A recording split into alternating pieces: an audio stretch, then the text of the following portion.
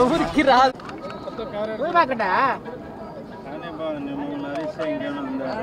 చెప్పు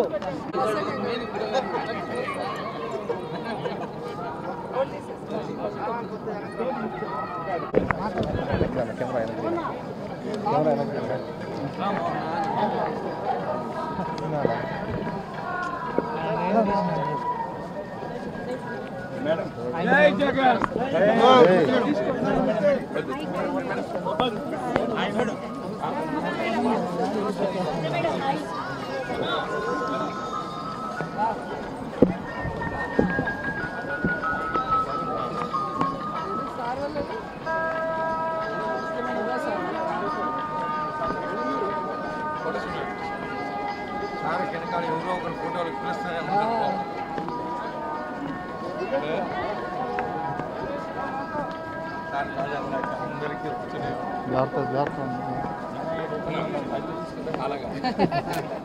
అడిగితే చెప్తాను అది చెప్పను.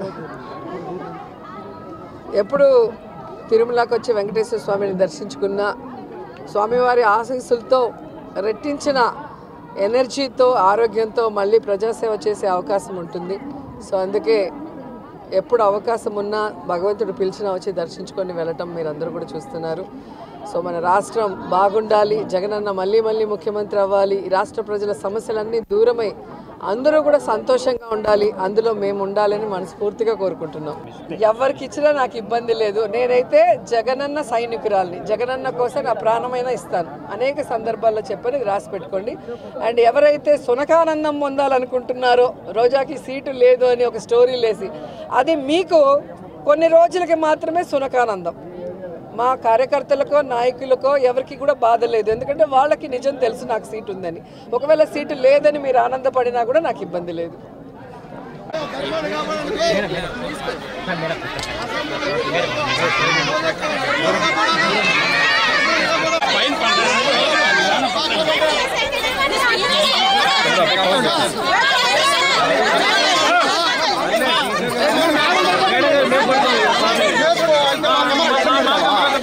ప్రతిసారి ఒక్కసారి పెడతారు, ప్రతిసారి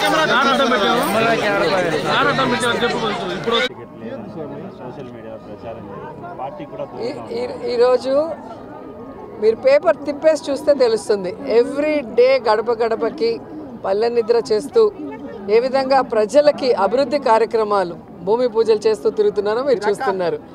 అలాగే క్యాబినెట్ మీటింగ్స్ కానీ లేదా పార్టీ కార్యక్రమాలు ఏవైనా కూడా ఎప్పుడూ ఫస్ట్ వరుసలో నేనే ఉంటా.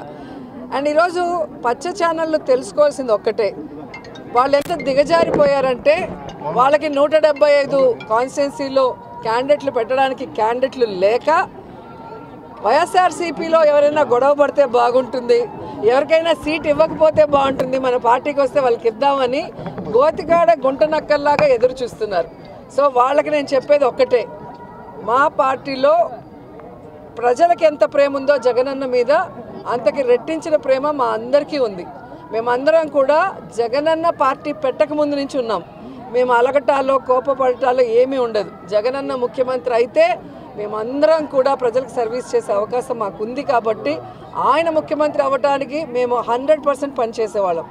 రెండవది, ఎవరి నియోజకవర్గాల్లో వాళ్ళు ప్రజలకి అందుబాటులో ఉన్నారా లేదా, సర్వేలో వాళ్ళు గెలుస్తారా లేదా అనేది అందరికీ బుక్స్ ఇచ్చారు, డిస్కషన్ కూడా అయిపోయింది.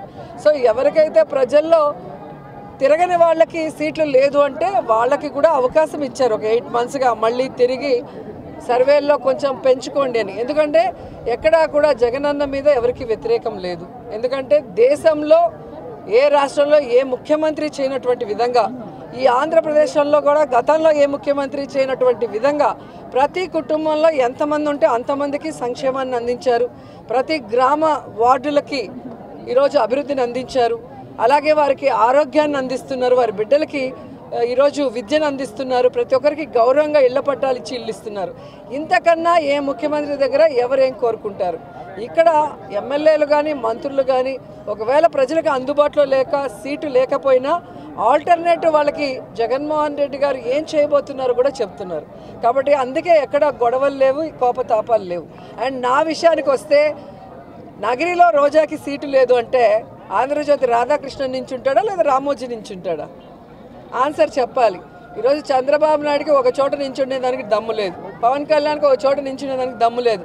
అందుకే రాబోయే ఎన్నికల్లో రెండు చోట్ల నించుంటామని చెప్పి సర్వేలు చేయించుకుంటున్నారు. మేము మా ప్రజలకి అందుబాటులో ఉన్నాం కాబట్టే ఈరోజు 2 సార్లు ఎమ్మెల్యేలైనాం, మంత్రులయ్యాం. సో ఖచ్చితంగా 2024 175కి 175 కొట్టబోతున్నాం. మేమందరం కూడా గెలవబోతున్నాం.